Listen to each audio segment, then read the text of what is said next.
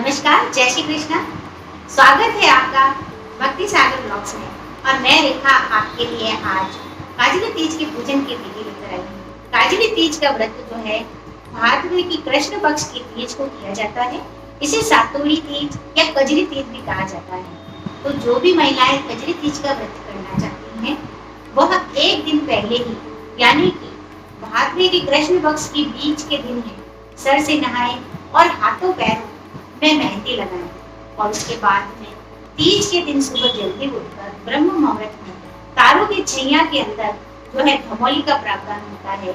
यह धमोली यदि बच्चियां कुंवारी है तो अपने पियर में करती है, और अगर उनकी सगाई हो रखी है तो ससुराल से दी जाती है, और अगर वो शादीशुदा है तो सासू जी के द्वारा जो है सिरकी के नाम पर उन्हें तीज का जो है सगार दिया जाता है। इस सगार के अंदर विशेषकर सातू खाया जाता है, उसके साथ अन्य फल फ्रूट और व्यंजन खाए जाते हैं। तो बस धमोली करने के बाद दिन भर हमें उपवास करना होता है, और सायकाल में जो है हम सूर्य को अर्घ देते हैं।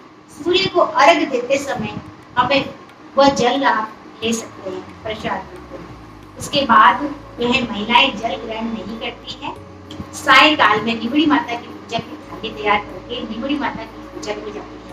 उसके अंदर विशेष कर जो है गेहूं के आटे लिए जाते हैं, एक कटोरी, या फिर आप ज्यादा मात्रा में यदि दान करना चाहें तो ज्यादा मात्रा में ले सकते हैं, नहीं तो एक कटोरी आटे जो है आपको लेने होते हैं। एक नींबू, एक ककड़ी और एक सातू की कुंडली, क्योंकि चने के दाल के आटे से बनी होती है, वही आपको लेनी है। इसके साथ आप आटे की बनी हुई सत्तू भी ले सकते हैं।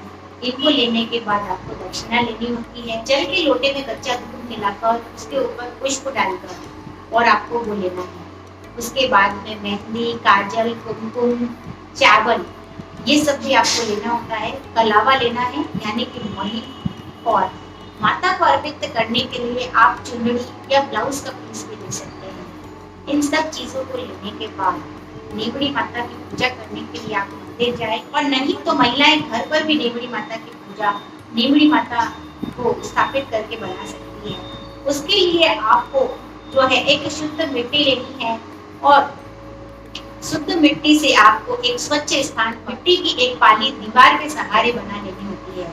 उसके अंदर आप जल डालें, कच्चा दूध डालें, कुछ अक्षत यानी कि गेहूं के दाने, और उसके अंदर एक सिक्का डालें। सिक्का चांदी का भी हो सकता है, और नहीं तो कोई भी चांदी की अंगूठी आप उसके अंदर डालें। और उसके बाद एक नीम की डाल लाकर आपको उसके छोर पर जो है रोक देनी होती है। उसके ऊपर एक आप अच्छी सी चुनरी चढ़ा दें, एक मोतियों की लड़ भी आप उसके ऊपर लगा दें। उसके बाद में आपको जो पूजा की थाली आपने तैयार की है, उसमें से सबसे पहले आपको जो है कुमकुम का छींटा उस पानी में देना है।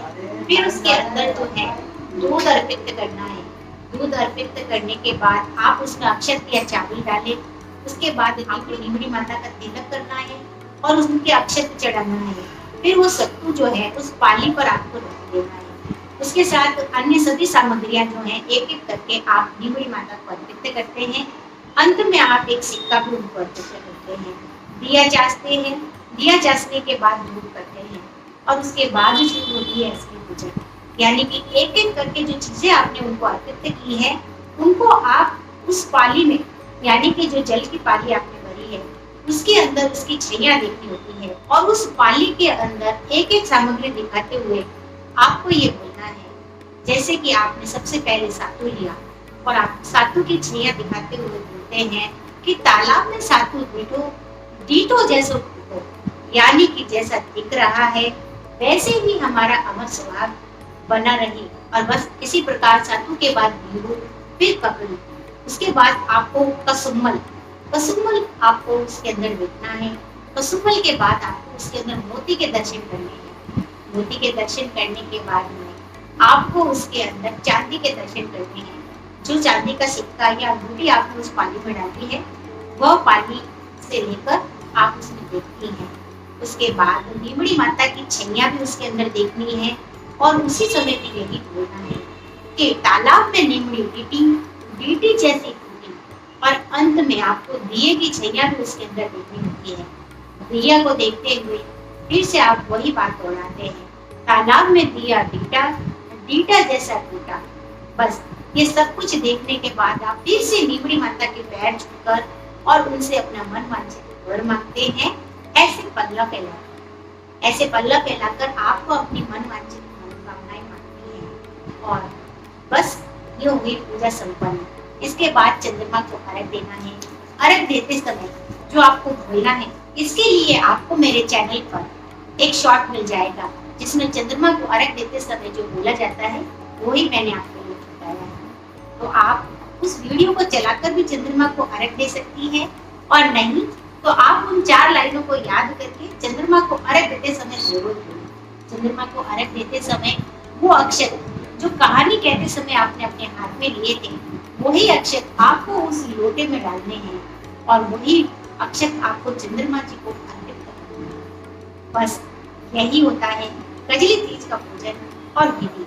अंत में आपको अपने पति से सातु पसवाना होता है, यानी कि जब चंद्रमा को अर्घ दे दिया जाता है उसके बाद सभी पति सिक्के से सातु को खंडित करते हैं और वही खंडित सातु महिलाएं करती हैं। और जो बच्चियां कुंवारी है वो ये सातु अपने भाई से पसवा सकती है। जो उनके भाई होते हैं वो सातु को पासते हैं, तो इसे कहते हैं सातु को पासना।